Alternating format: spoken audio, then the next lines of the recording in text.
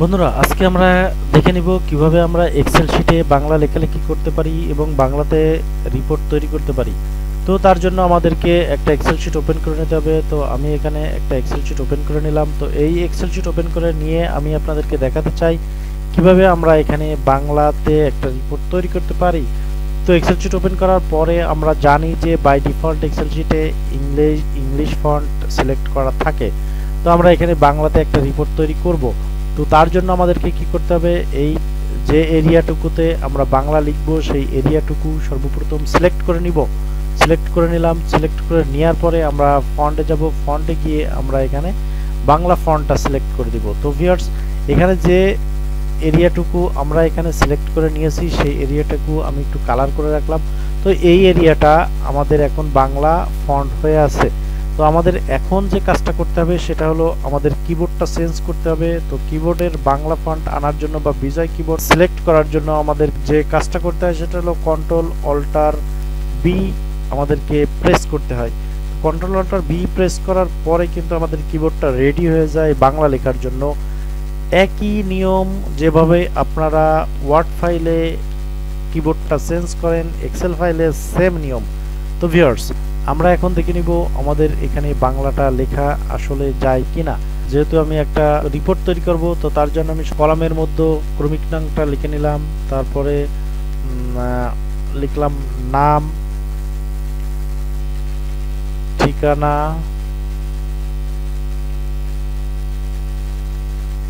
Phone number. তো viewers, আপনারা একটা জিনিস খেয়াল করতেছেন যে আমি যখন একটা কলামের মধ্যে লিখে আরেকটা কলামে যাচ্ছি তখন কিন্তু আমার এইখানে কোনো ফন্টের পরিবর্তন হচ্ছে না বা কোনো কিছুরই পরিবর্তন হচ্ছে না। আমি কিন্তু ওয়ার্ড ফাইলের মতো সুন্দরভাবে লিখে যেতে পারছি। তো এভাবে আপনারাও যদি সিলেক্ট করে বাংলা ফন্টটাকে সিলেক্ট করে নেন তাহলে আপনারা এখানে বাংলা লিখতে পারবেন। তো আমি এখানে আপনাদেরকে দেখাই যে আমি যেহেতু এখানে জি কলামটা সিলেক্ট করেছিলাম এবং জি থেকে আমি এখানে নিয়েছিলাম 18 নাম্বার র পর্যন্ত আমি এখানে সিলেক্ট করেছিলাম। তো এইটুকু এরিয়াতে আমি বাংলা লিখলে আমার বাংলার কোনো ফন্ট কিন্তু পরিবর্তন হবে না। তো আমি যদি এর পরে কোনো কলামে চলে যাই বা ইংরেজি ফন্ট বা ইংরেজি যে টেবিলটা আমার ক্রিয়েট করা রয়েছে সেখানে যদি আমি যাই, সেক্ষেত্রে কিন্তু আমি এখানে বাংলা লিখতে পারছি না, কারণ আমার এখানে যে এরিয়াটা রয়েছে সেই এরিয়াটা মূলত ইংরেজি ফন্টে সিলেক্ট করা আছে। তো এই এরিয়াতে যদি আমি এখন বাংলা লিখতে চাই সেক্ষেত্রে আমাকে কি করতে হবে, এই এরিয়াটা সর্বপ্রথম সিলেক্ট করে নিতে হবে। সিলেক্ট করে নেওয়ার পরে আমার এখান থেকে ফন্টে গিয়ে আমার এখান থেকে বাংলা ফন্টটা সিলেক্ট করে দিতে হবে। তো ভিউয়ার্স, আপনারা দেখেন এখানে কিন্তু আমার বাংলা ফন্ট হয়ে গেছে।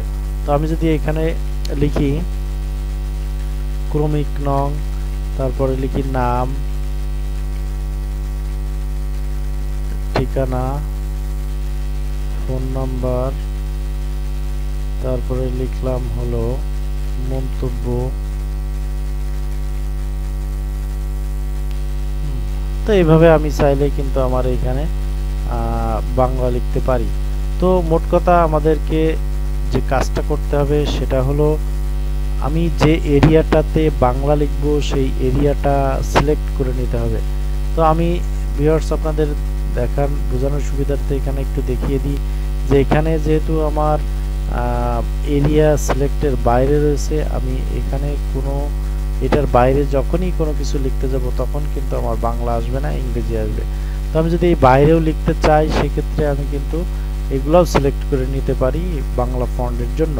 আরেকটা বিষয় আমি আপনাদেরকে দেখিয়ে দিই, আমরা যদি এইখানে এসে এই কর্নারে এসে প্লাস আইকনটা যখন আসবে তখন এখানে একটা ক্লিক করে দিই। ক্লিক করে দেওয়ার পরে কিন্তু আমাদের হোল এক্সেল শিটটা কিন্তু সিলেক্ট হয়ে যাবে। তো এই সিলেক্ট হয়ে যাওয়ার পরে আমরা যদি এখান থেকে আমাদের কিবোর্ডের বা আমাদের ফন্টটাকে আমরা এখান থেকে সিলেক্ট করে দিই তাহলে কিন্তু আমরা পুরো সমস্ত জায়গাতেই আমরা বাংলা লিখতে পারবো। তো আমি এখানে আপনাদেরকে আরেকটু দেখিয়ে দিই যে আমরা যদি এখানে 1 2 এভাবে লিখি তো আমরা এখানে চাই যদি একবারে আমাদের এই ক্রমিক নাম্বারটা এখানে সাজাতে, সেক্ষেত্রে কিন্তু আমরা এখান থেকে 1 2 3 এইভাবে আমরা এখান থেকে এক্সেলে যেভাবে আমরা কাজ করি ইংরেজি দিয়ে, ঠিক একইভাবে আমরা কিন্তু এখানে আমাদের নাম্বার বা ফোন নাম্বার বলেন, যাই বলেন আমরা এখানে, বা টাকা বলেন। তো আমি যদি এখানে লিখতে চাই যে আমার এখানে টাকার পরিমাণ কত, মনে করো 150 টাকা, 160 টাকা, 147 টাকা, 180 টাকা। তো এইভাবে আমি এখানে কিন্তু সূত্র লিখতে পারবো। আমি এখানে সূত্র লিখলাম।